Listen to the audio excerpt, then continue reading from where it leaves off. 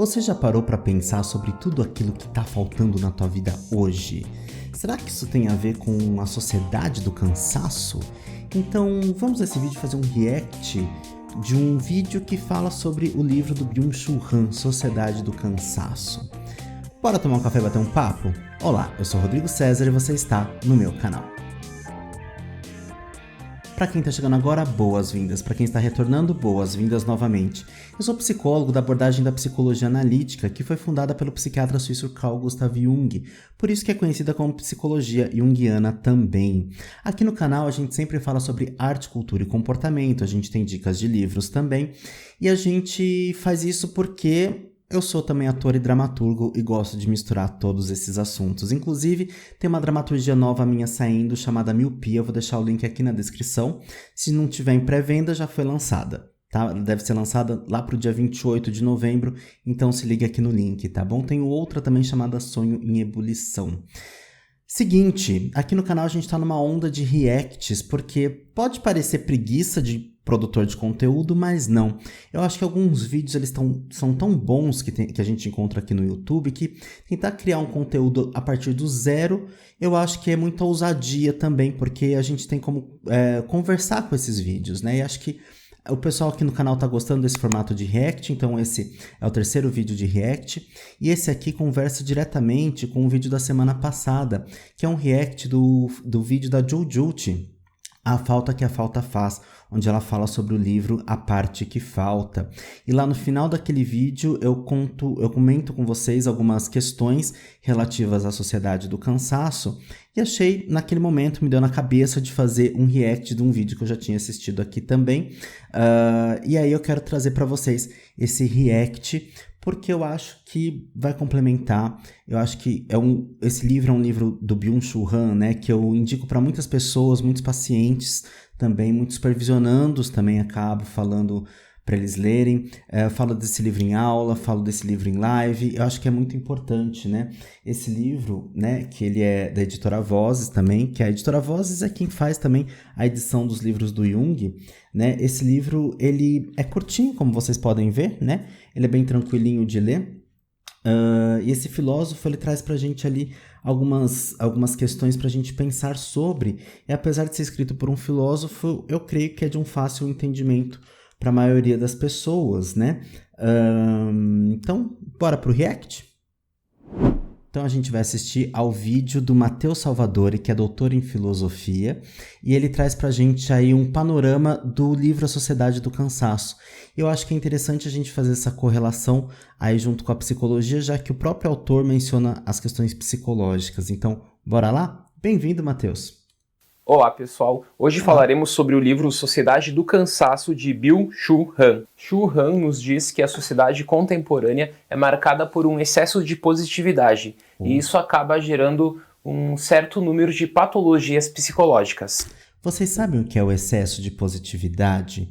Algumas pessoas acabam falando muito de namastê, né? A cultura do namastê, que não tem nada a ver com o excesso de positividade, né?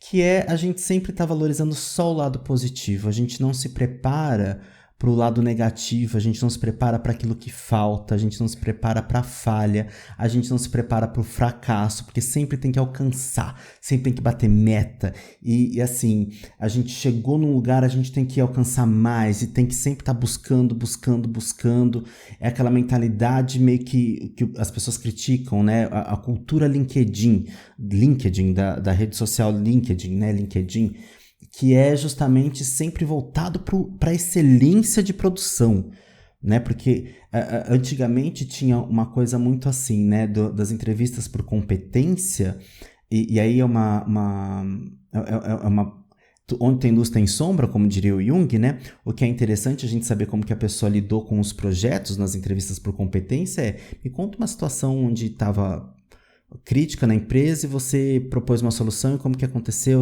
esse procedimento de solução e tudo mais, tal.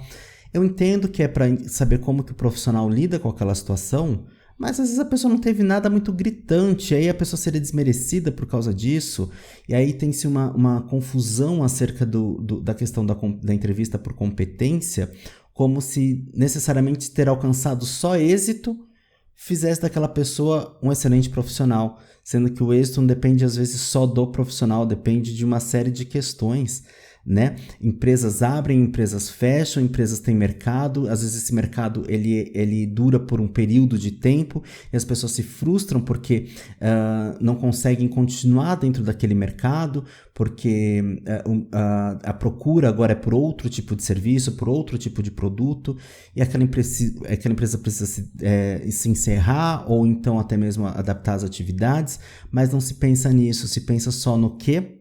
Só no quê? Na conquista, no maravilhoso, onde o sucesso é medido por número de likes, o sucesso é medido por número de seguidores, por número de compartilhamentos, né? Quem é colega de profissão aqui sabe, né? Eu não sei se like e inscrito traz cliente necessariamente para a nossa área de psicologia. Às vezes não, porque o nosso nicho aqui, alguns colegas vão concordar comigo, outros vão discordar, obviamente, ainda bem.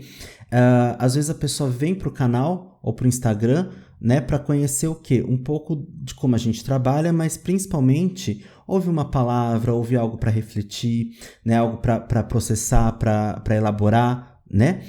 E não necessariamente a pessoa quer fazer a psicoterapia em si. Então, quando eu falo do meu canal, eu falo inclusive como um trabalho pretendo que tenha utilidade pública, né? Que é um trabalho mais de doação, né? Porque o canal ainda nem é monetizado, nem sei se um dia vai ser monetizado, né? Então, ele é um trabalho totalmente voluntário que eu faço aqui, né? Então, assim, o sucesso meu, a qualidade da minha informação, ela é medida pelo número de inscritos, likes, comentários? Não, mas comenta, deixa like. Vamos voltar aqui para o Matheus. Ele argumenta que cada época possui certas epidemias próprias, Sim. como as doenças bacteriológicas e virais que marcaram o século XX. Hoje mesmo estamos vivenciando uma pandemia, mas o que define o século XXI, apesar dessas doenças bacteriológicas e virais... Vocês repararam que ele está falando de tempos em tempos? Sim. Algumas pessoas falam que alguns transtornos mentais ou doenças mentais, elas são retratos de uma época. Século passado as pessoas falavam assim, a depressão é o mal do século. O século virou e as pessoas continuam com depressão. Se a gente entender as doenças como algo simbólico, o que seria essa depressão? A gente tem um vídeo aqui no canal. A depressão a gente também pode entender, dentre outras coisas, para além das questões fisiológicas, biológicas, a gente também pode entender simbolicamente como um convite do self, um convite do si mesmo, né? O self é o si mesmo, junguianamente falando, para que a gente interiorize, para que a gente vá para as nossas profundezas, entenda lá dentro, lá no fundo do nosso inconsciente, que a gente tente trazer para a luz da consciência, né? Sair dessa depressão, sair dessa descida, né? Porque a depressão também é descida, né? Sair dessa descida ao inconsciente, resgatando algo, né? Subindo com algo que possa fazer sentido existencial, né? Então, assim, se a gente olhar, as pessoas continuam muitas vezes sem sentido existencial, né? E vamos pensar, recentemente na nossa história, teve a época que tudo era síndrome do pânico, então as pessoas entendiam um pouco aquela ansiedade, né, diante de alguma situação como pânico, sendo que pânico, né, o episódio de pânico tem alguns critérios diagnósticos bem específicos.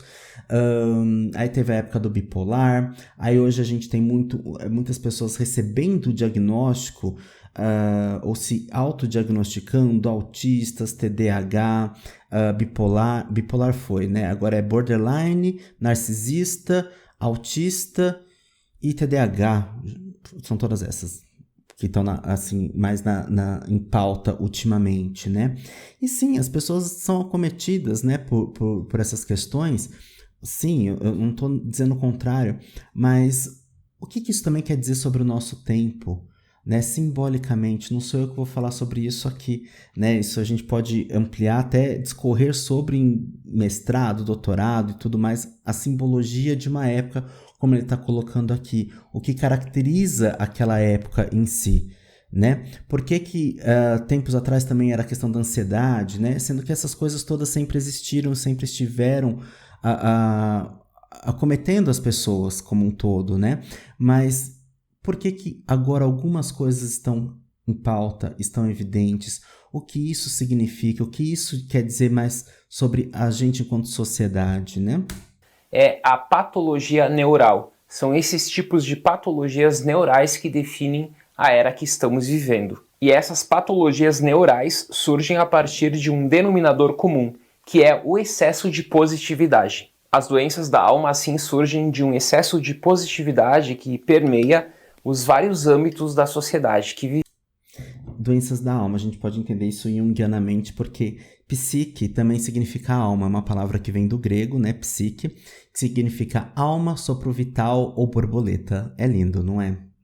Então, o que isso está em evidência hoje diz, né, sobre a gente, né? Por que algumas questões estão tão evidentes? O burnout, né, que é o estresse ocupacional, por que muitas pessoas estão sendo afastadas com burnout? O que isso quer dizer?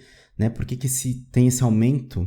Vivemos. Esses discursos de positividade são marcados por mensagens positivas e metas alcançadas. Então sempre se busca alcançar as metas estabelecidas. Uma frase que define muito bem esse tipo de discurso de positividade é a frase de Obama em 2008. Yes, we Sim, can. nós podemos. E esse excesso de positividade acaba criando uma sociedade do desempenho. Uma sociedade onde a produtividade é o norte dos indivíduos. Yes, we can, né? É uma frase super heróica, né? Digamos assim. Ok, tá lá na frase do Obama, mas se a gente pensar nos super-heróis, todos são yes, we can. Qual que é a questão do super-herói? Todos os quadrinhos, filmes, histórias, eles também têm falhas, tem sempre um calcanhar de Aquiles, né? Mas a gente esquece disso na nossa vida, né? Então a gente está sempre projetando, está sempre se espelhando, buscando alcançar a parte de poder, a parte de conquista e tudo mais. A gente não se prepara para quando não consegue, a gente não se prepara para a nossa falha.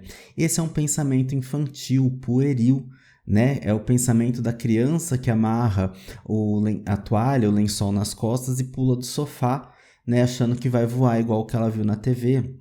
E a gente vê isso muito, né, no dia a dia, às vezes de maneira até literal, tá? Às vezes até de maneira literal, como, por exemplo, pessoas no nosso passado recente de virada de 2022 para 2023, que achavam que eram exímios lutadores, iam chutar carro e machucavam a perna, que iam marchar e não conseguiam nem andar direito, porque na cabeça funciona como um grande herói. E na prática não é assim, porque está só identificado com a potência e não com a falta. Está só identificado com o poder, né? E não entende que o oposto do poder é o amor, né? Então por isso que às vezes são pessoas até enrijecidas, né? Duras, né?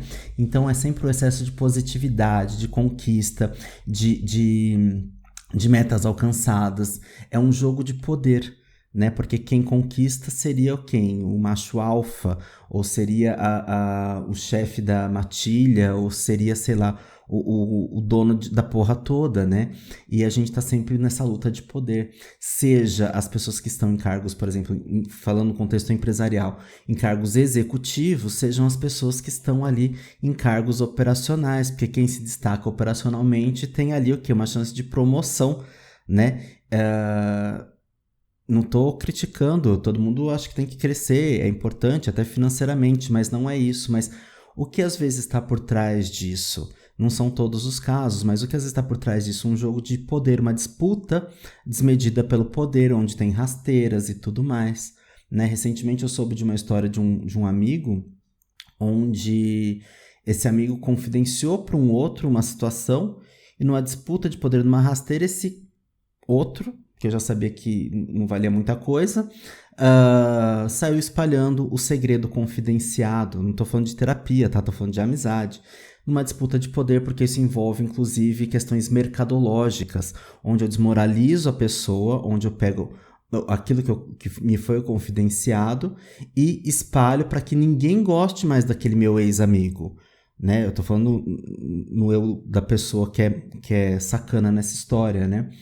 Mas foi o que eu falei pro meu amigo, a história é cíclica, as coisas se repetem. Isso que ele tá fazendo agora vai repetir com outras pessoas e a máscara vai cair. É aquela história, você engana muitas pessoas por pouco tempo, você engana poucas pessoas por muito tempo, mas você não consegue enganar todo mundo o tempo todo. né? Eu não sei de quem é essa frase, quem souber bote aqui, eu lembro dessa frase na novela Vale Tudo. Mas sabe, é aquela coisa, né, de jogo de poder o tempo todo, porque quando eu tenho o outro sob poder, eu domino o outro, né? Então o outro tá aos meus pés, então ele vai fazer o que eu quero. É uma busca incessante pelo poder. Por isso essa produtividade, até mesmo de quem está mais elevado nas empresas, ou até as empresas que têm mais poder, é aquela coisa assim, a gente é o líder de mercado, né? Quem não quer pertencer ao líder de mercado? Eu tenho lá no Sonho em Ebulição, na dramaturgia que eu comentei com vocês, tem lá um relato, né, da personagem que ela trabalhava numa empresa que era das 10 mais cotadas ali, das 10 mais positivas para se trabalhar, tipo Revista Exame, que faz o ranking, né? Ela conta a experiência dela ali. Então, o quanto que a gente às vezes também acha que aquilo é só luz e a gente não vê o que tem de sombra por trás daquilo, né? A gente vê a potência de mercado, mas a gente não sabe o que está por trás, né? A gente vê, por exemplo, uma empresa que patrocina shows, que organiza shows, que traz shows para o nosso país, né? Recentemente aqui, ó, semana passada, né? Eu tô gravando no dia que pós que aconteceu isso, né? Mas você deve estar vendo isso provavelmente, então foi semana passada. Uma empresa que traz shows milionários, bati no microfone, traz shows milionários, tem muito dinheiro envolvido, mas não permite que as pessoas entrem com água. Eu entendo que é para preservar o artista, de ninguém tacar a garrafa na cabeça do artista, mas moramos num país tropical com muito calor.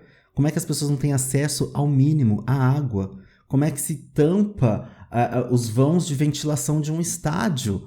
Numa época que tá muito calor, bateu sensação térmica de 63 graus, gente.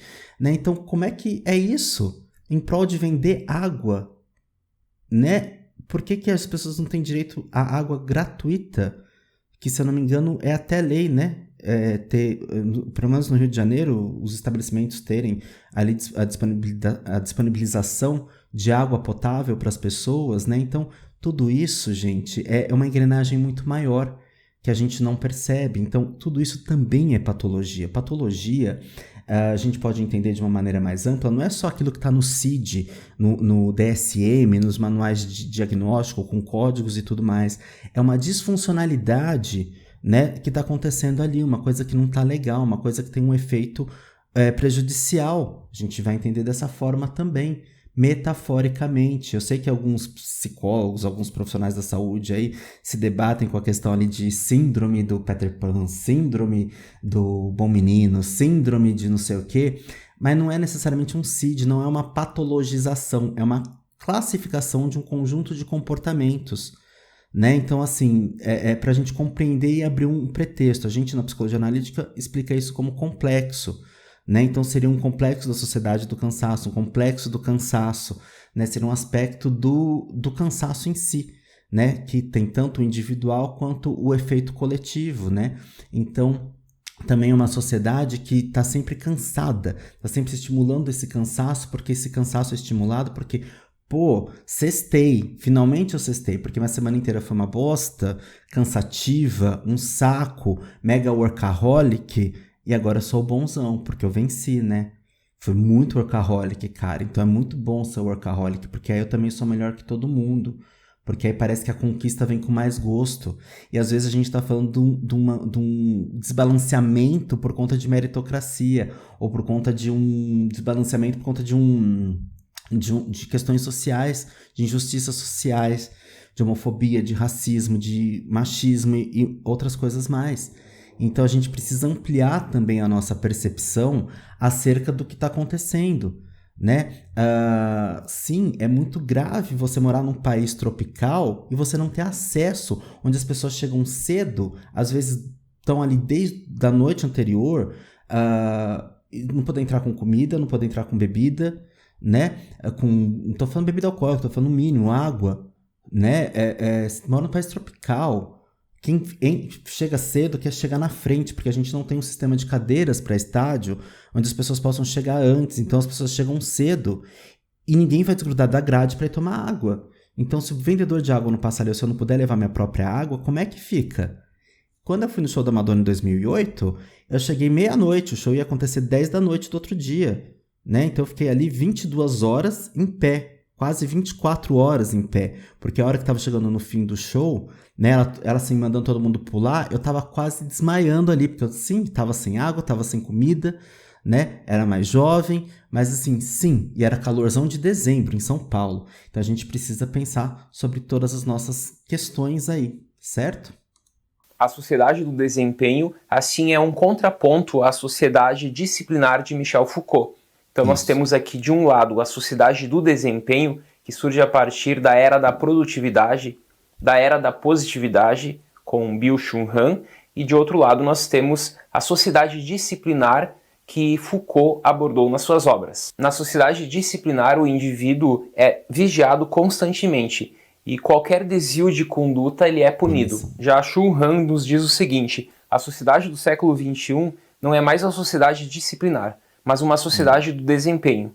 Também seus habitantes não se chamam mais sujeitos da obediência, são empresários de si mesmos.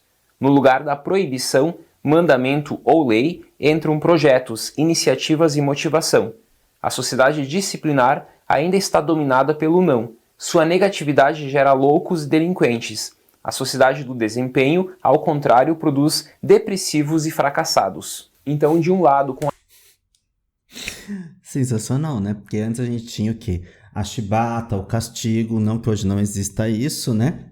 Mas acho que está em bem menor grau. Mas existem ali as motivações, onde o funcionário trabalha o mês inteiro para ganhar um bombom no final do mês e um cartão do coordenador, né? Assim, parabéns, você alcançou a meta. Vocês acham que eu tô inventando? Não tô, gente. Tem uma comunidade, um grupo no Facebook que chama Grupo onde fingimos ser empreendedores motivados do LinkedIn. E lá tem prints, gente, prints reais, fotos reais de casos onde tem esses tipos de absurdo, onde a motivação, né, porque se você pegar a escala de motivação lá do Maslow, né, a necessidade, a base da pirâmide, né, do Maslow, eu vou botar aqui na tela, a base é o quê? É a necessidade de segurança, de alimentação. Então, à medida que eu estou alimentado, à medida que o teto não vai cair na minha cabeça, à medida que eu estou alimentado, eu tenho a base da motivação. Então, eu vou subindo até chegar na autorrealização, né? Sendo que você compra a pessoa por um bombom, ou por um benefício, ou por alguma outra questão assim que a pessoa às vezes está numa situação tão complicada que ela não enxerga que aquilo é pouco. Ou ela está tão acostumada com a privação ou com o não ter que o bombom vai fazer a diferença para ela. Né? É triste isso. E não estamos falando dos cafundós, não. Estamos falando aqui de Berrini, Curitiba, enfim, cidades assim. Berrini não é cidade, Berrini é avenida aqui, né? Vila Olímpia, né? Basta entrar lá na comunidade, ver no com a disciplina, nós temos os loucos e os delinquentes, e de outro lado, com o desempenho, nós temos os fracassados e depressivos. O sujeito do desempenho acaba sendo mais rápido e produtivo do que o sujeito obediente. Mas aqui nós temos a questão do poder se transformando numa espécie de dever. Chul Han acaba citando o sociólogo francês Ehrenberg, quando esse diz que a depressão surge do esforço do indivíduo de ter de ser ele mesmo. O cansaço do indivíduo ser ele mesmo surge do esforço dele ter sempre de ser produtivo, autêntico e inovador. Não é ser ele mesmo no sentido da subjetividade, tá? Quando a gente fala de ser a gente mesmo, quando a gente fala de individuação, de self, quando a gente está falando de sermos nós mesmos, né? A individuação e não individualização, porque individualização é a gente ficar indivíduo excluído, isolado. Individuação é a gente se tornar a gente mesmo, a nossa máxima potência rumo à nossa autorrealização, o nosso mito do significado, toda a nossa subjetividade. Aqui, ser a gente mesmo é ser a gente mesmo na nossa potência de burro de carga, né? Da produção, de alcançar. São metas mensuráveis. Quanto tempo, se você trabalha num telemarketing, o tempo que cai a ligação, quantos milésimos de segundo você fala alô ali, sabe? Então, tem coisas que são mensuráveis. E tem pessoas que são, inclusive, punidas, né? Isso aí tem punição, no sentido de advertência ou desvio de procedimento. Então, assim, é complicado, né? Mas, sim, a depressão, ela surge nesse cansaço de a pessoa ser ela mesma e muitas vezes não conseguir, porque ela tem que ser ela mesma no sentido de desenvolver tem que ser sempre a mais produtiva para o outro e não para si, né? Então, esse ser produtivo para si é esse encontro com a vocação que é essa voz interior que nos leva a realizar algo, a ser algo que tem a ver com o sentido de quem a gente é, com os nossos gostos, com aquilo que a gente busca alcançar, aquilo que dá o quentinho no coração, né? E aí são N vocações, N profissões. As vocações muitas vezes estão associadas com as profissões, com os ofícios em si, não só com projetos.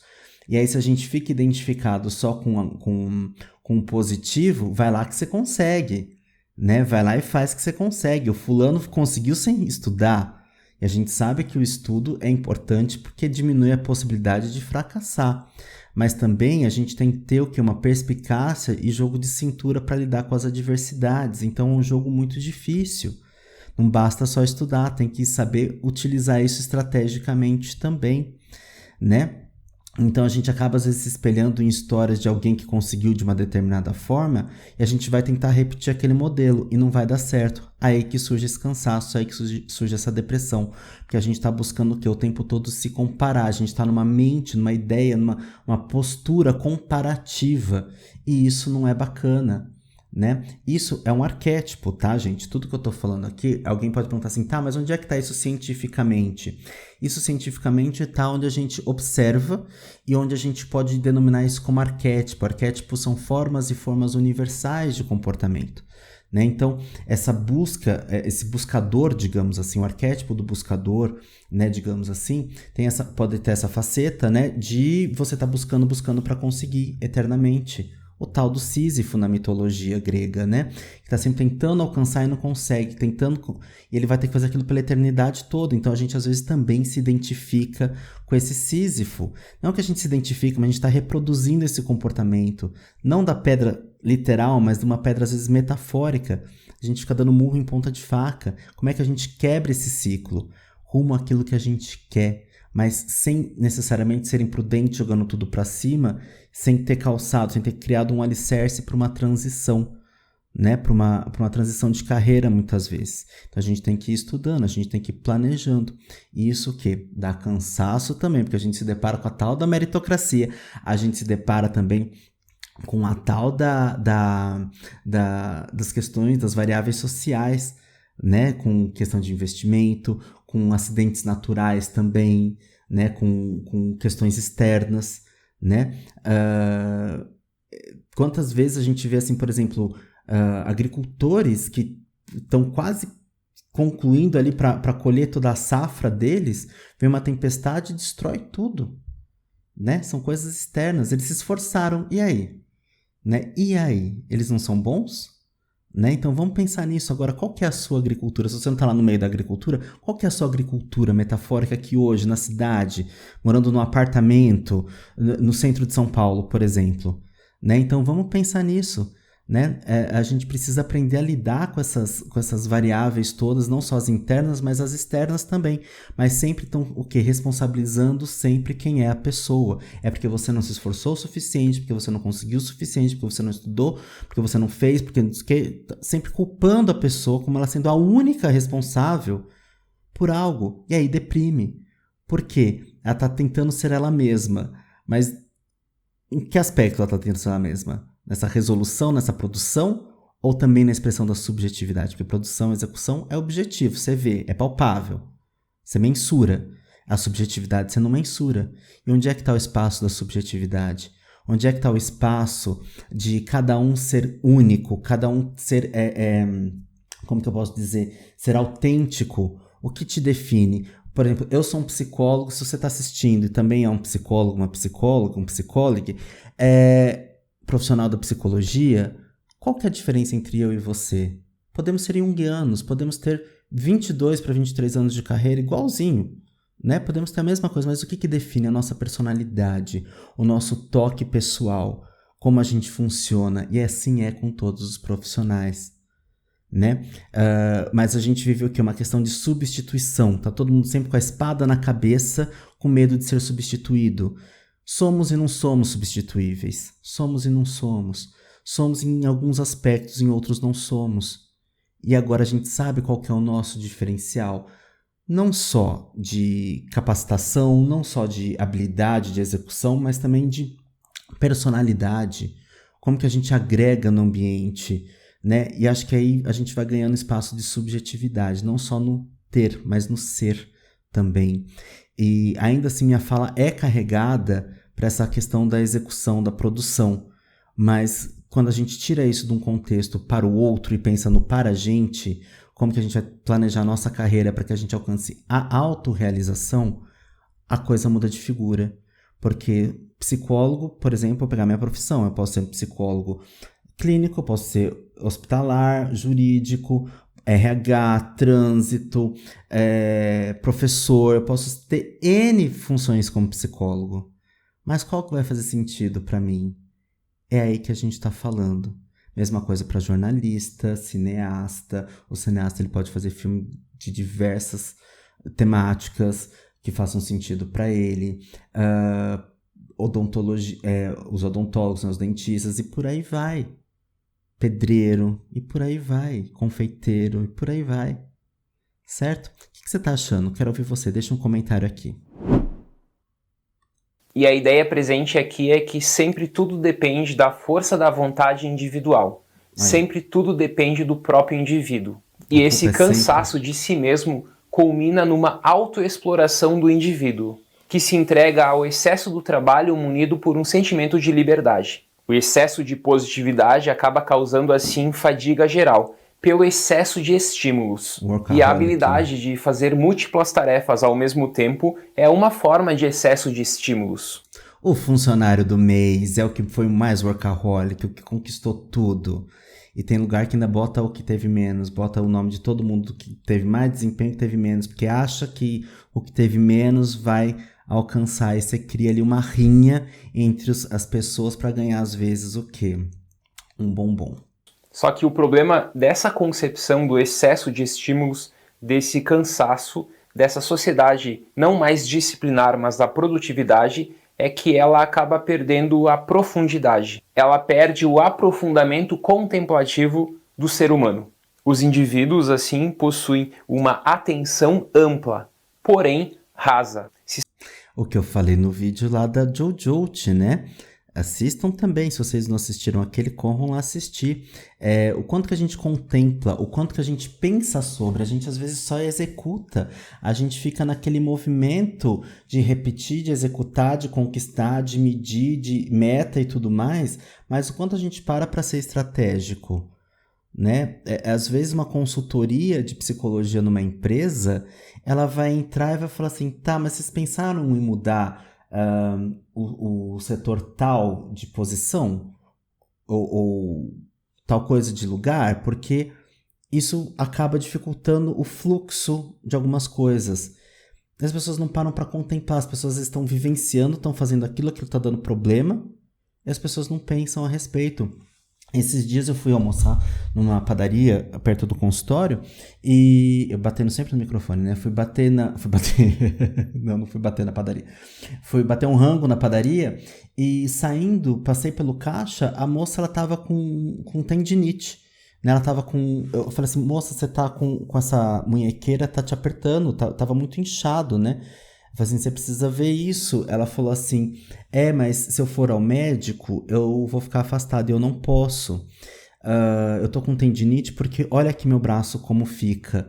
Eu fico aqui nessa altura, né? Ela mostrou o caixa, então ela não conseguia mexer no teclado sem forçar muito o braço e o pulso, né? Ela tava com tendinite. E eu não sou médico, não me cabe fazer uma avaliação ali, mas eu falei assim, olha...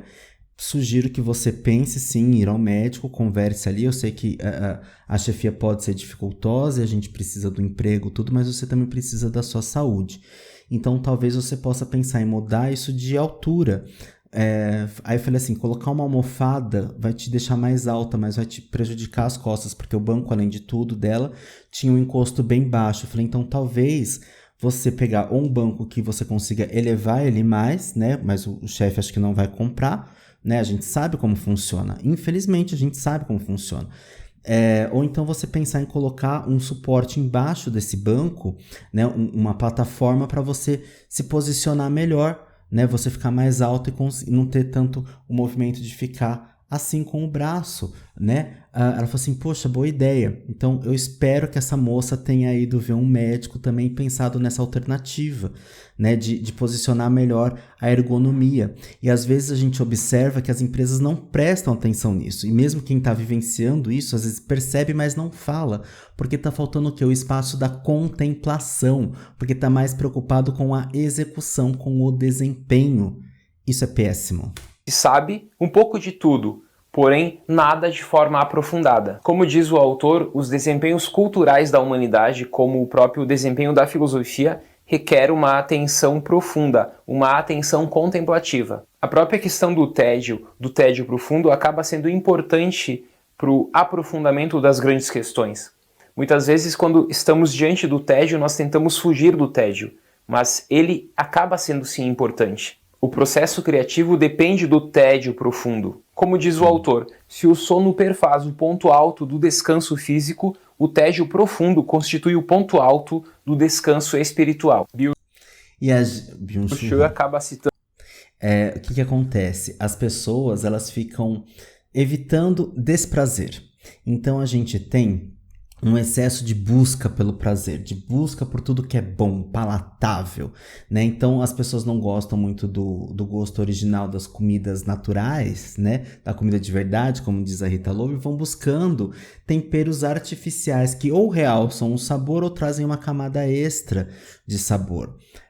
Pega batata frita de pacote, abre e cheira. Fecha o olho antes de cheirar e cheira. Porque quando a gente pega essas temperadas, quando a gente tem o hábito de pegar, abrir e bati de novo no microfone. Quando a gente tem o hábito de pegar, pôr direto na boca, a gente sente pouco o cheiro, a gente sente mais o sabor. Sente o cheiro daquilo, vê se é tão agradável quanto o sabor. Talvez para algumas marcas sejam, talvez para outras não. Tenham suas próprias experiências e me contem aqui. E o mesmo vale para as relações, para a gente olhar para si mesmo. A gente está olhando para o que na nossa vida? A gente está olhando para tudo, para o cheiro, para o sabor, para o aspecto da nossa vida, das nossas relações, daquilo que a gente quer. O que a gente deixou para trás? Aí lá na meia-idade, a gente entra na crise da meia-idade, a metanoia, que é o preciso ver de uma maneira diferente, eu preciso resgatar o que ficou para trás. Muitas vezes tem a ver com essa espiritualidade, que não necessariamente é uma religiosidade, mas essa espiritualidade pode ser entendida como esse contato, essa conexão com a nossa essência, que provavelmente vai ter algo a ver com uma devolutiva para o outro, para a sociedade, a alteridade e tudo mais. Pode ser que sim, pode ser que não, a verificar em cada caso. Mas a gente pode pensar no seguinte, né? O quanto que a gente acaba muitas vezes não se aprofundando nas relações. Quem são os nossos vizinhos? Eu não preciso saber da fofoca alheia, mas quem são os nossos vizinhos, né? Quem são os colegas de trabalho? Quem são as pessoas que trabalham no mesmo prédio que eu, que moram no mesmo prédio que eu? Será que... Eu não preciso saber o nome de todo mundo, né? Mas quem são essas pessoas? Se eu encontrar em outro contexto, eu vou saber da onde, pelo menos, que eu vi essa pessoa, né? Porque às vezes eu não estou contemplativo, eu entro e saio tudo tão atropelado, porque eu preciso realizar, eu preciso fazer. Ou então eu tô morrendo de sono, por quê? Porque eu tô com excesso de coisa que eu tenho que fazer e não dormi direito, não tomei o meu café, porque eu não tenho fome de manhã, e aí eu também trabalho a manhã inteira sem comer nada, porque eu não tive fome de manhã, e não tenho espaço para comer, e olha como impacta na alimentação, né? E aí quando eu vou almoçar, eu tô morrendo de fome, eu como tudo que eu vejo pela frente, faço aquela salada alimentar e ganho peso. Pego mais rápido, mais fácil. Até quando eu vou cozinhar em casa, eu acabo beliscando um monte de coisa que eu não precisava comer. Olha quantas coisas estão ali envolvidas nessa sociedade do cansaço, né? E na busca pelo prazer, né? Eu não lido com o desconforto de ter que preparar a comida antes, de ter que me planejar, porque é um desconforto, né? E eu não posso ter o tédio também de esperar a comida ficar pronta, eu vou no mais rápido, não sei.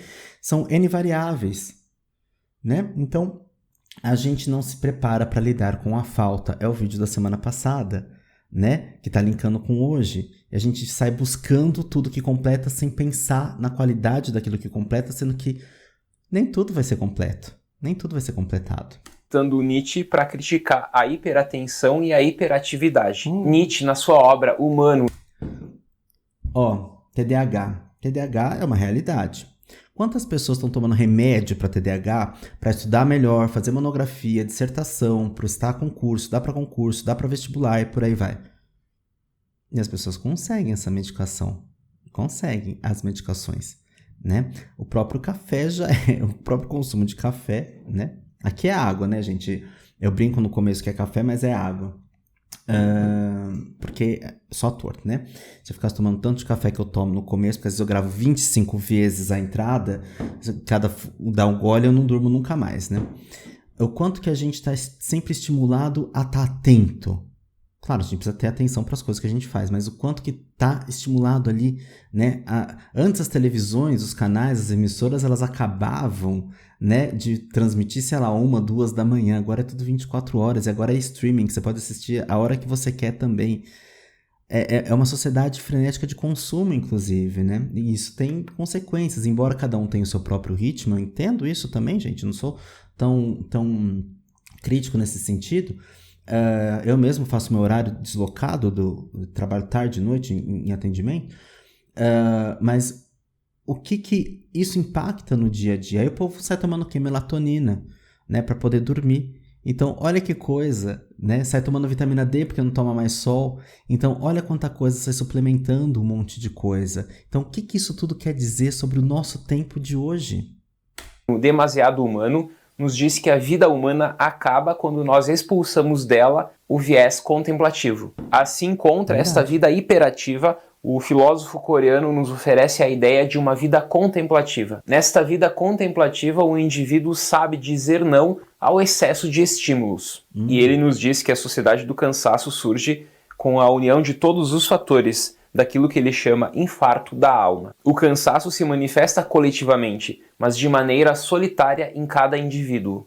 O cansaço é o cansaço da potência positiva que nos incapacita de fazer qualquer coisa. É uma fadiga surgida do excesso de desempenho e produtividade. E isso acaba tirando o indivíduo da possibilidade de fazer novas coisas. E sem aqui citar os problemas de saúde que o excesso de trabalho, que o excesso de produtividade acaba gerando no ser humano. Acaba gerando nas pessoas que, por quererem sempre mais e mais, acabam vivendo uma vida rasa e não uma vida profunda. Uma vida da produtividade e não uma vida contemplativa. Assim, a violência de nossa sociedade, diz ele, é neural. Não se trata aqui de eliminar a alteridade, mas de controlá-la a partir de dentro. E isso funciona como uma espécie de fábrica da subjetividade. O indivíduo, assim, é controlado internamente. A mente dele é controlada, a subjetividade dele é controlada. E tudo é orientado à produtividade. Psicossomática que eu falei ali tem a ver com assim, a questão emocional que acaba criando um sintoma físico, uma doença e tudo mais. Tá? Temos um vídeo aqui no canal. Mas olha que interessante, tem espaço para subjetividade? Vocês já viram como que é fazer redação do Enem? Né? Como que os jovens são estimulados? Ok, está estimulando o pensamento crítico e tudo mais, mas existem formas e formas de se escrever textos, a gente sabe disso, mas o Enem e outros vestibulares, eles meio que padronizam uma forma de argumentação. Né? Então, assim, se tira a questão pessoal, a tintura, o colorido pessoal, para colocar uma homogeneização, né? Ali, uma pasteurização, tudo estéril demais, né? Ótimo, a gente tem isso porque a gente sabe, Rodrigo, porque a gente usa isso, porque tem muito absurdo, as pessoas estão pensando muito absurdo, ok, mas é a construção do pensamento mesmo assim. Precisamos de construções de pensamento. Aí a questão ética é outro patamar. Aí talvez tenha que incluir essa questão, não sendo um cabresto, digamos assim, porque na verdade eu acho que eu me alinho muito mais com o tipo de pensamento de proposta mais bacana para a população do que fundamentalista, mas de certa forma tem luz e sombra isso também, né? Então, quanto que de repente o jovem está só colocando, se moldando aquilo que é pedido dele naquela redação, e sem poder expressar de fato o que ele gostaria, porque ou seria too much, ou seria muito equivocado, né? O equivocado a gente entende, né? Mas o too much, porque teria cor demais, aí é ruim, né? A gente tá sempre limitando, tá sempre tendo que encaixar, tá sempre tendo que botar o povo em caixas, né, gente? Isso não é muito bom, não. Ao desempenho, e isso acaba gerando essa sociedade do cansaço. Antes da sociedade atual, a negatividade era a prática da violência sobre o indivíduo. Agora é a positividade castigo. que é a prática da violência sobre o indivíduo. Busca-se sempre a superprodução, o superdesempenho, a supercomunicação. E isso gera o cansaço. A violência, sim, ela não é excludente, mas ela é exaustiva. O vídeo Greve de Autocuidado que surge, que está num outro contexto, né? Que a gente amplia como que a gente vai cuidar da nossa própria vida existencial, digamos assim, nossa autorrealização. Surgiu de uma frase que uma pessoa falou pra mim, que assim, a chefe perguntou pra ela se ela tava em greve de autocuidado porque ela não passou esmalte na unha. A violência, diz ele, só pode ser neural. A opressão surge a partir de dentro. O manual de jornalistas, né, de como que as jornalistas e jornalistas têm que se vestir numa emissora de televisão paulistana, que fica na Barra Funda, conhecida como TV Record, soltou aí, foi mega criticado, né, também com razão, né, algumas coisas assim ali são complicadas, né, e isso tudo, as pessoas precisam do... por que não sai? Porque precisa do trabalho, né, todo mundo precisa pagar a conta, né, e o mercado, né, é sacana, né? O mercado é sacana, né? A gente não pode contra tudo e todos, mas a gente precisa lutar, sim, né? E não é invalidar o que a outra pessoa está vivendo com argumentos toscos como por que não sai, por que não muda, né? Todo mundo sabe onde o calo aperta e todo mundo sabe os boletos que tem que pagar. Mas enquanto sociedade a gente pode cobrar. Dentro e não de fora. Ou somos capazes ou incapazes demais. Ou estamos tristes ou felizes demais. Tudo é excesso ou falta. E na sociedade da produtividade sempre se busca o excesso. Somos atingidos diariamente por bombas de excesso de positividade. Imagens, sons, vídeos, anúncios. Somos bombardeados por todos os lados. Hoje temos o mundo ao alcance das mãos. Então temos aqui Sociedade do Cansaço, um livro curto, mas muito interessante, até de certo ponto inovador, quando ele faz essa comparação com a Sociedade da Disciplina e a Sociedade do Cansaço. Ele acaba citando vários autores importantes, como o Benjamin, o Nietzsche, a Hannah Arendt, o Foucault, e aqui fica como uma dica de leitura para vocês. Sociedade do Cansaço. Até o próximo vídeo. Até. Olá. Olá. A gente também deixa aqui, né, de dica, né, eu já mencionei esse livro em algum outro vídeo, mas eu não fiz um review dele ainda, porque são muitos temas, né, gente, a gente acaba fazendo e eu acho que esse livro, a gente tem aqui um convidado, que não é convidado, né, ele é sequestrado aqui pro nosso canal, né, num react, a gente ganha muito porque ele é filósofo, né, e a gente consegue dialogar ali com a filosofia e com a psicologia, como essas coisas funcionam, né, como elas estão interligadas, né, a psicologia vem ali de uma base muito filosófica, inclusive, né, então a gente está repensando aí todas as nossas questões.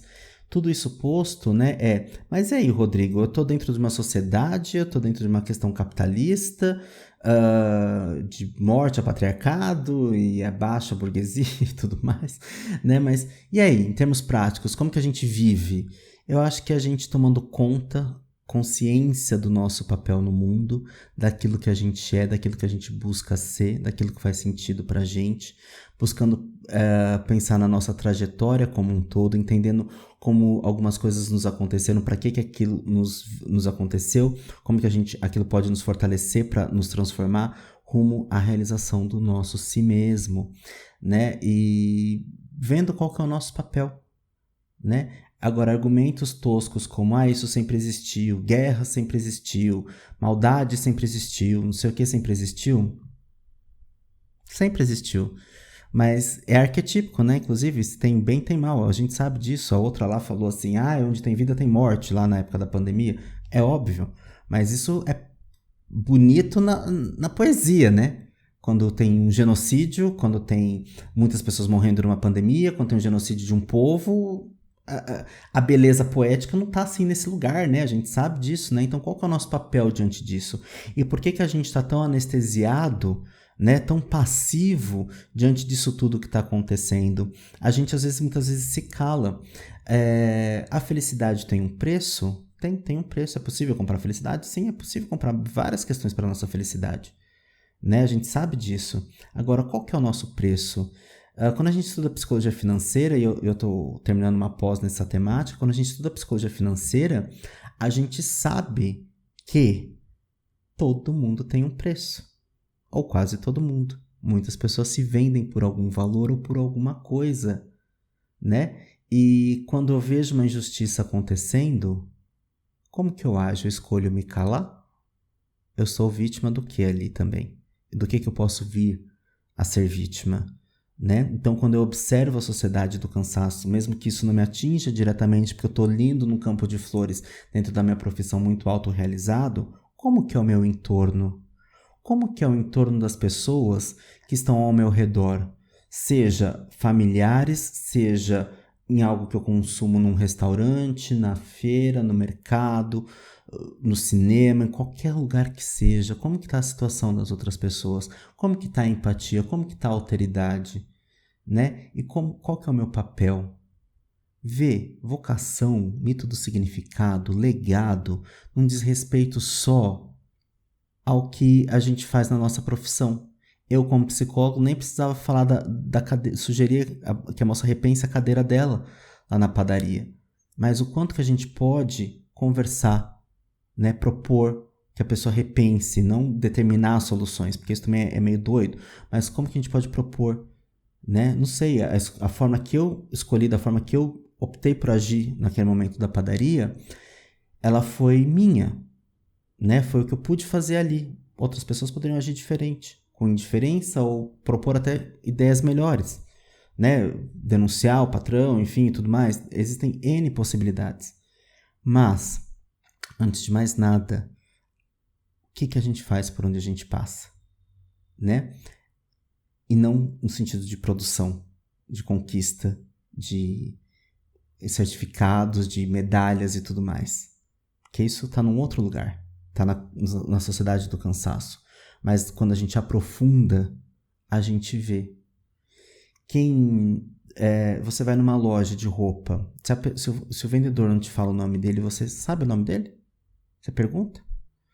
Outra coisa, às vezes, por exemplo, quem vai em hospitais ou até mesmo clínicas odontológicas, assim, de convênio, por exemplo, às vezes é atendido por um profissional que você não sabe o nome. Você entrou assim num pronto-socorro, você pergunta o nome da pessoa, você tenta ler o nome do médico, da enfermeira, do enfermeiro, da médica, sei lá, no crachá, alguma coisa, né? Ou então você fala assim, se não conseguir ver, desculpa, qual que é seu nome? Né? E você chama a pessoa pelo que ela quer ser chamada também? Pelo pronome que ela quer ser chamada? Ou você insiste nessa babaquice de o idioma foi formado assim, eu não posso usar outra questão. Se as pessoas estão pedindo para pensar no pronome neutro, eu acho que tem alguma serventia. A língua, ela é do nosso tempo. Porque ninguém mais está falando vossa mercê e tu e vós na conjugação correta aqui no nosso país. Então a língua, ela se adapta. Gírias são adaptações, né? Estrangeirismos são adaptações. Por que a gente não pode respeitar a outra pessoa naquilo que ela está pedindo ser respeitada? Isso vai cansando todo mundo. Principalmente quem está vivendo essa situação de invisibilidade. Se a gente está lutando contra o cansaço para ser visível na nossa subjetividade, no nosso desejo, na nossa vocação, na nossa essência, na nossa característica principal, por que a gente está invisibilizando o outro? Por que a gente está tentando diminuir a dor do outro? Falando que racismo não existe, machismo não existe, homofobia, transfobia e N outros preconceitos não existem. Por que a gente tenta relativizar?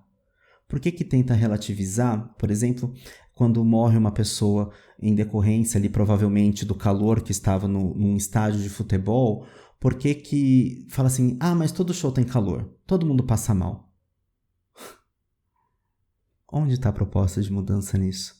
Se sabe que sempre tem calor e passa mal, né? Por que não se propõe uma mudança? Por que a gente o que está acontecendo lá em Israel e Palestina e fala assim, guerra sempre existiu? E por que a gente tem o ímpeto de querer resolver uma coisa que a gente nem faz parte da nossa cultura, de uma questão que é anterior à nossa existência e longe da nossa existência, longe daqui do nosso país, mesmo que algumas pessoas sejam descendentes de lá, né? Tem ascendentes lá, tem origens lá, né? Então, vamos com calma, vamos reconhecer a subjetividade do outro e vamos ter empatia. Crianças, por exemplo, estão morrendo. Será que guerra sempre existiu é o melhor argumento quando você vê uma criança sangrando pelos olhos ou tremendo toda queimada? Mas guerra sempre existiu. Que preocupação é essa com essas crianças, né? Que estão lá nessa situação que eu acabei de falar, porque eu não estou inventando, tem vídeo circulando, mas se preocupa tanto com crianças que nem nasceram ainda aqui no nosso país. Que são crianças de filhos, né, ou fetos, ou gestações de pessoas que querem e precisam, dentro das suas realidades, fazer a questão do aborto por opção. Por que essas não podem e as outras tanto faz como tanto fez e pode morrer? Guerra sempre existiu. Vamos olhar para nossa própria sombra, né? Por que a gente compactua? Para que a gente está se vendendo? Para quem e pelo que a gente está se vendendo? Isso cansa. Isso é fruto da sociedade do cansaço, isso tem somatização. Não é só sobre trabalho, não é só sobre desempenho. É a gente reproduzir coisas que a gente não está consciente do efeito pernicioso que acontece na sociedade e com a gente mesmo. É isso. Quero ouvir vocês. Lembre-se, comentário sempre com respeito. Grande beijo e até o próximo vídeo. Tchau.